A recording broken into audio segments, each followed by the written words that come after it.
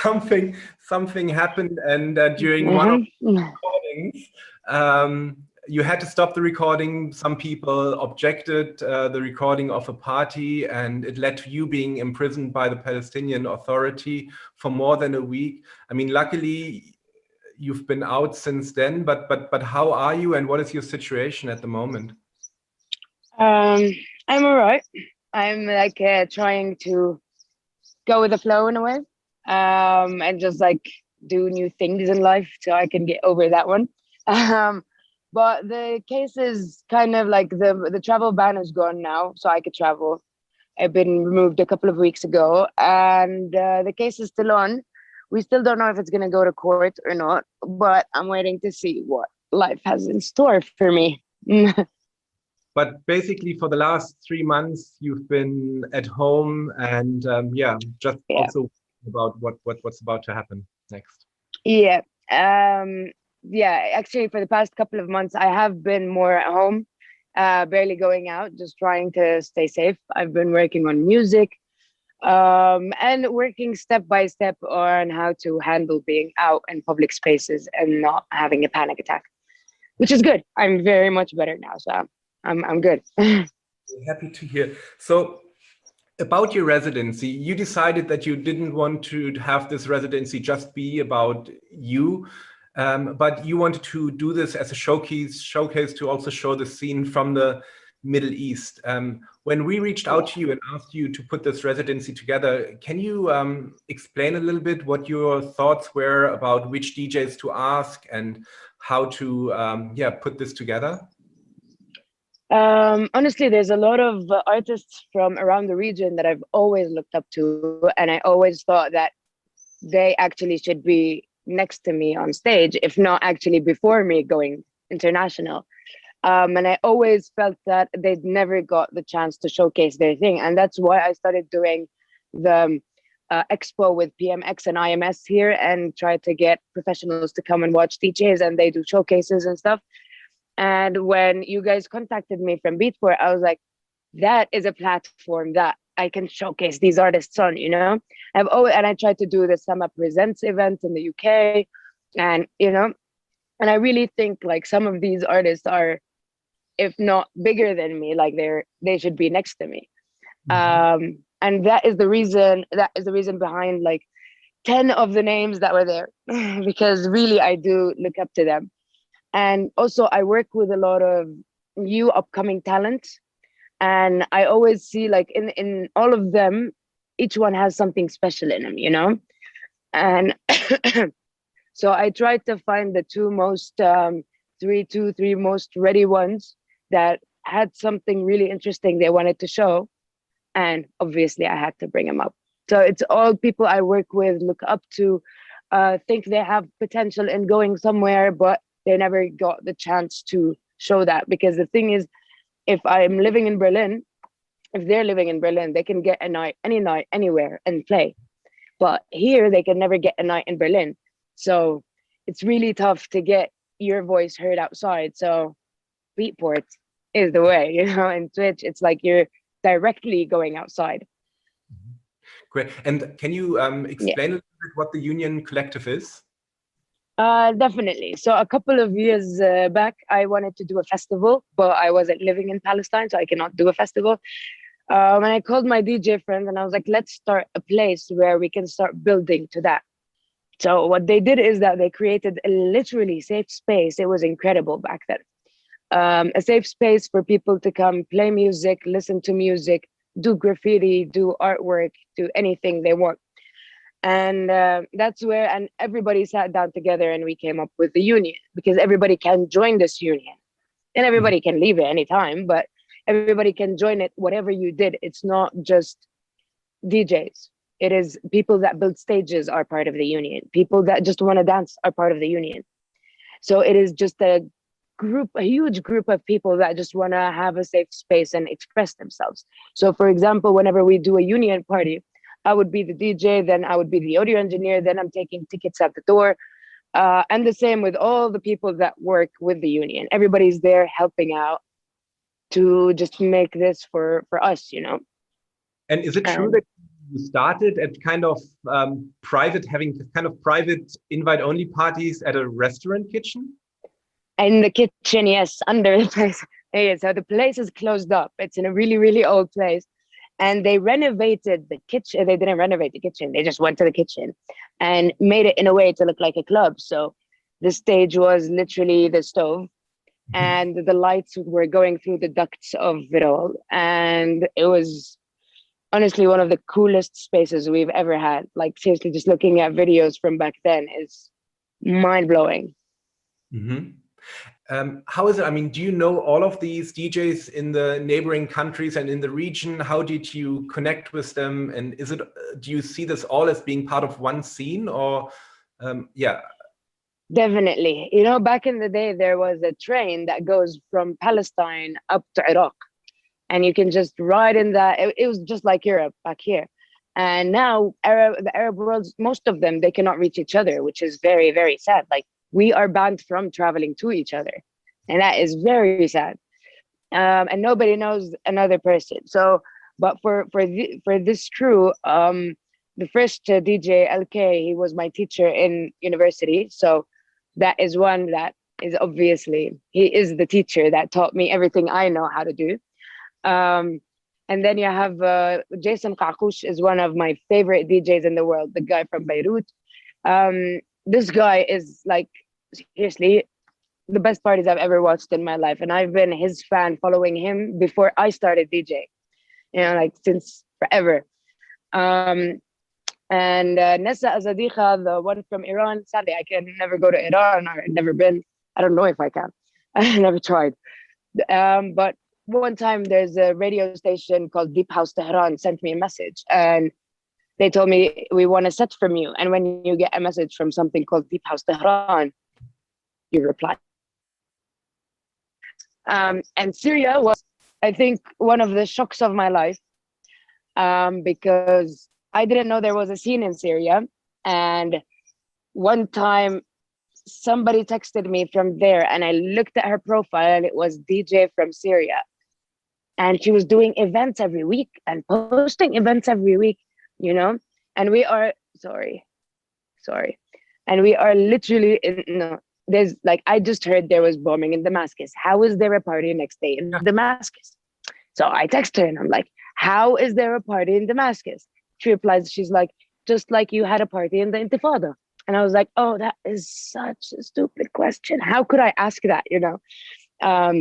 And then I started following up on the scene. I tried to go, didn't work. It's really tough to go there. I really wanted to go play in Damascus. But that's why I really wanted to host her, because this, especially Yara Mehrez, I've heard all of her sounds on SoundCloud, and I loved every set, but I've never seen her, and I've never seen her play. So I wanted to see her play, so everybody has to see her with me. Sorry. So, Sama, then let me ask the same stupid question again. So how is it possible to do parties in Palestine? Or not how is it possible, but how do I picture, I mean, maybe not during COVID and problems, but how is the club scene, and how accepted is techno in Palestine, and what kind of parties are you doing these days and playing these days in Palestine? Well, these days there are no parties, but back in the days, it's a thing that you can. The thing is, Palestine has all different kinds of music. So there's Arabic rap, there's trap, there's hip hop, there's folkloric, there's alternative, there's rock bands, everything.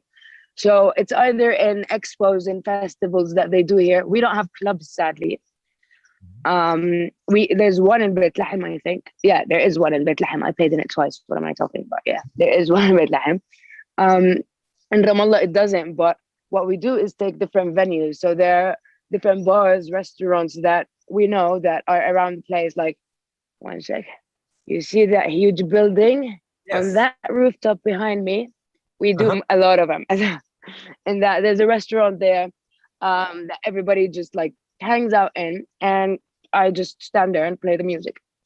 And it goes up to midnight maximum if there's not that much annoying neighbors, blah, blah, blah. It can go till 2 a.m., but that's it.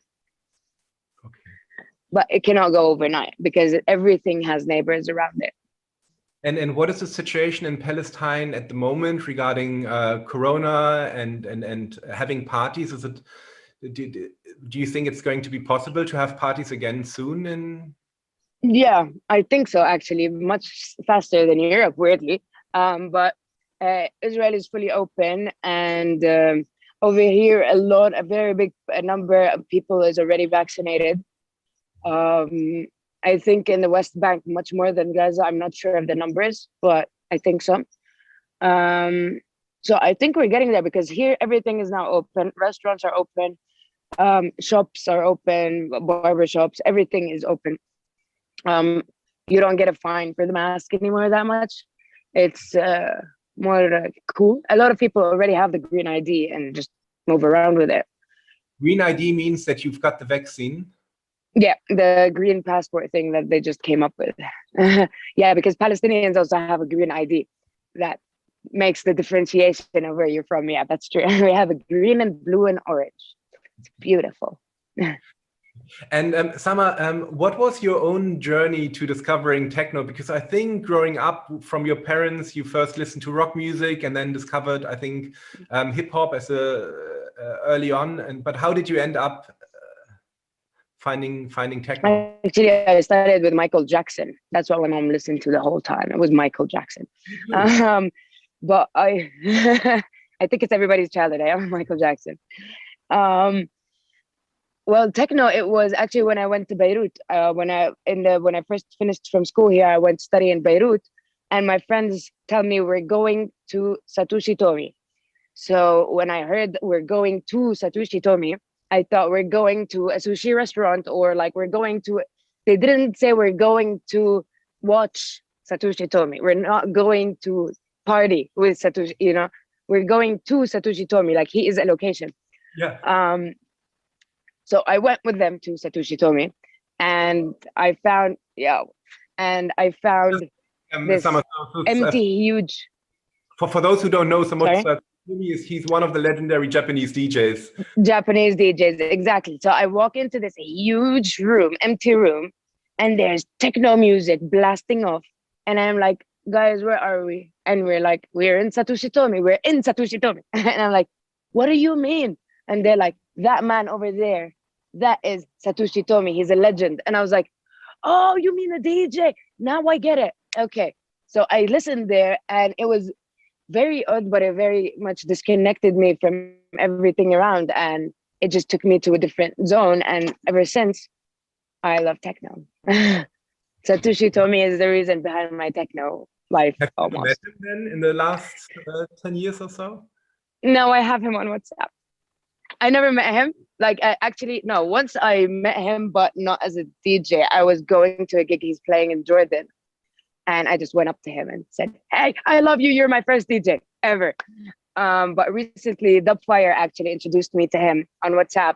So one day I wake up, and there's a group on WhatsApp called Sama and Satoshi Tomi, and it's created by Dubfire. And that was like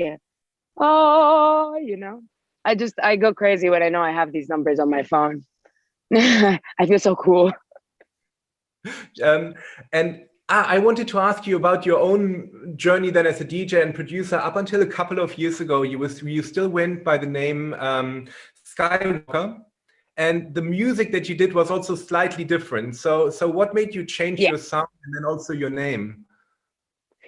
The name is I will never be more famous than Luke Skywalker. So whenever you put Skywalker, it's definitely not going to be me. I don't know if I will get any copyright issues with that. So I didn't want to jinx it.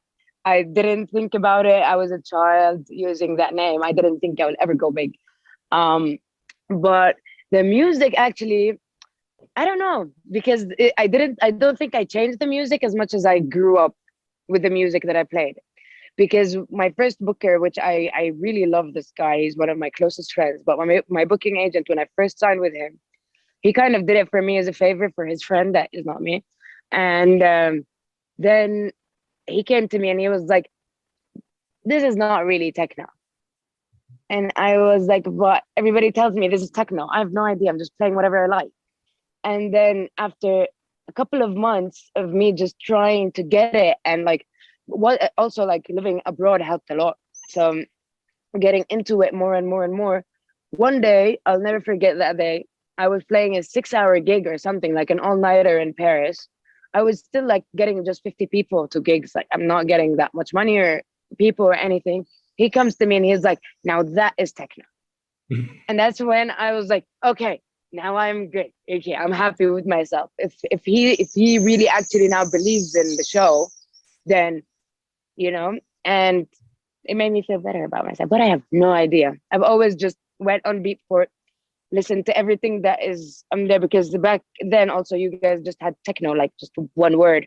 Yes. Now you have a bunch of techno things, which drives me insane. But it's good as well for fast buying. But I used to just press play on the first track released, like the newest one, and just go through it all and just put it in my room and just add to my cart, and then check them on headphones just to make sure that the quality is something I want to play, and download. But if this was minimal techno, this was hardcore industry, I have no idea. I buy what I like and I mix them together how my ear hears them. And yeah, I don't differentiation should be there because, yeah, I don't know.